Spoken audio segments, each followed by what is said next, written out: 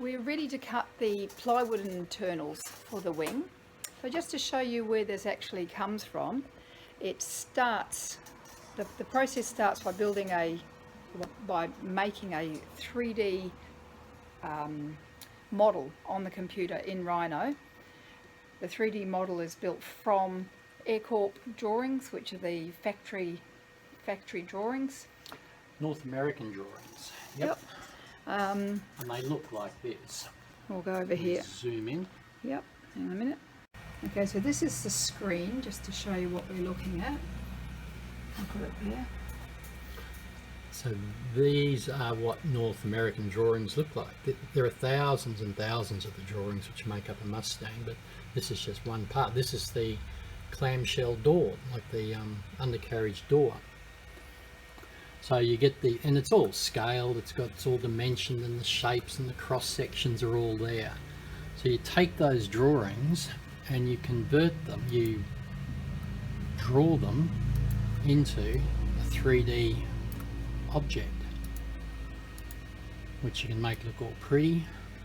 But that's the true Mustang wing in 5th scale, with a electron retract geometry superimposed on it in there, so you can see how everything fits and it's all at the right angles.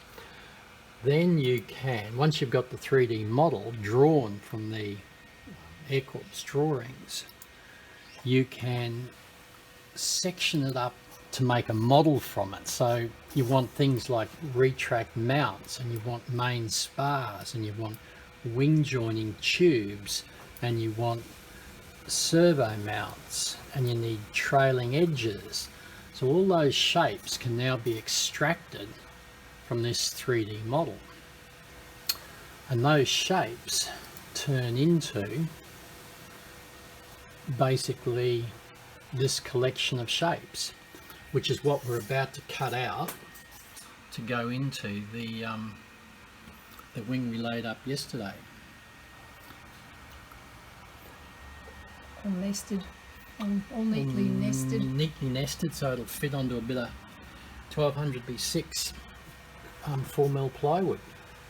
So you export that and take it into sheet can. So once that's drawn, you export it, stick it onto a USB stick, and you take it over to the other computer where it's turned into a toolpath.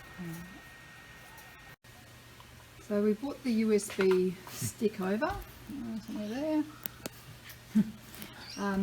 And this is sheet cam, and this program basically creates a cut file. Creates the tool path, so it actually cuts the wood out. So there's the shapes we were just looking at over on the main drawing computer. So the first thing we do is drill the holes for servo mounts. I think it's just servo mounts on this thing. So you create a drilling profile. So layers, what tool you're using, start depth, finish depth, peck heights, plunge rates, all those sorts of things, and it creates a tool path for drilling. So this blue line represents where it's going to drill the holes. So 4 holes there, 4 holes there, 4 holes there. So once it's drilled the holes, we then actually start cutting those shapes out. So then we do that by creating a contour, which is this layer. So pretty much the same stuff. We're cutting on the outside of the line because we're using a 1.5mm bit. We can't cut on the actual line. We want to be outside, so we actually get an accurate sized part. So it's on the outside. We're using a 1.5mm bit, starting at 0, cutting 4.5mm deep, Z increment. We're doing it in one pass. Feed rate's 1000mm per minute, and plunge rate 600.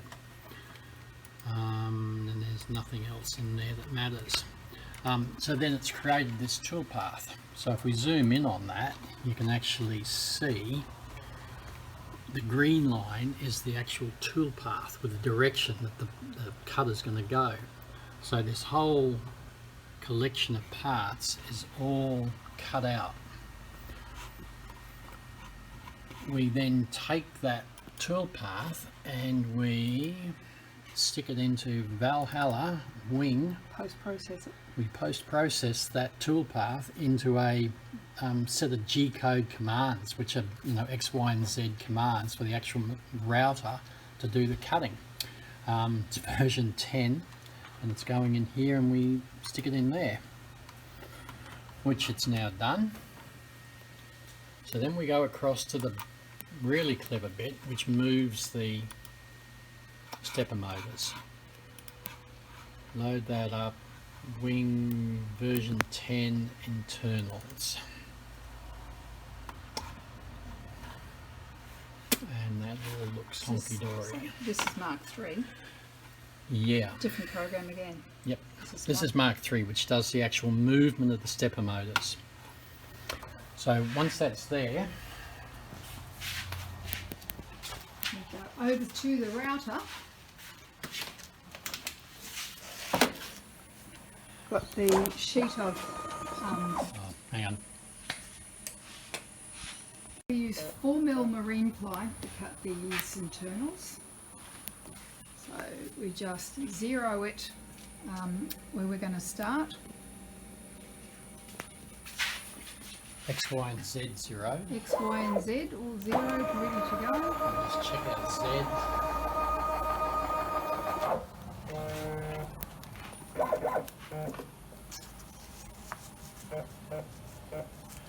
Somewhere near It's it's just good. checking the depth. Sometimes if you go right to the corner it drops a little and then the whole thing goes too deep, so that's why we go out into the middle.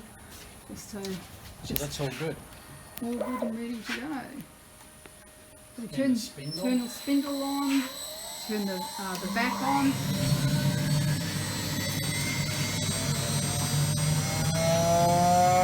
Wait for it to wind up and then hit the go button.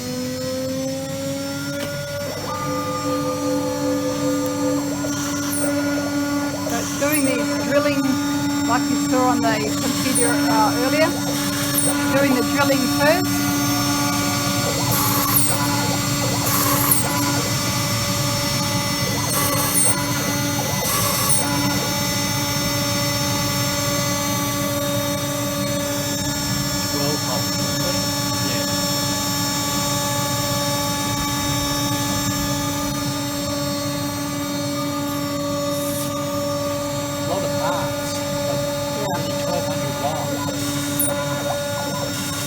And while we're cutting these internals, we actually have to stand and hold bits in so that little bits don't flick up and break the bit. Or bits that you do want, make sure that they don't go sucking up the tube as well. You got to stand here basically.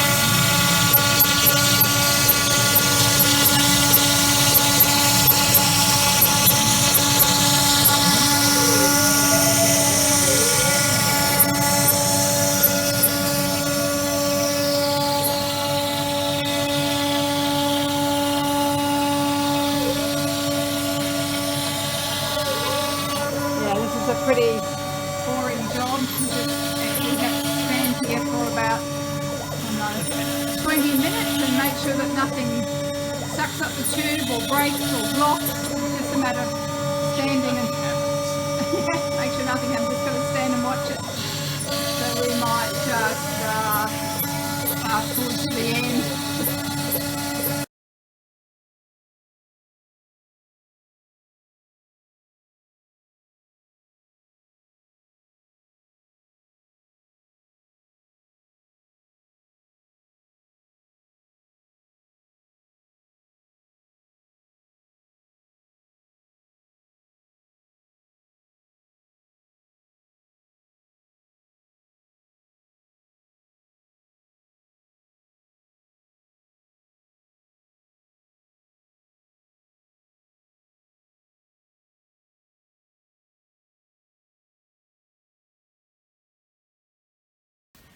And here are the internals. So all cut, ready to be assembled. So we will do that as a separate video. When we get to it, we'll do the internals and the joining of the wing. That's all for now.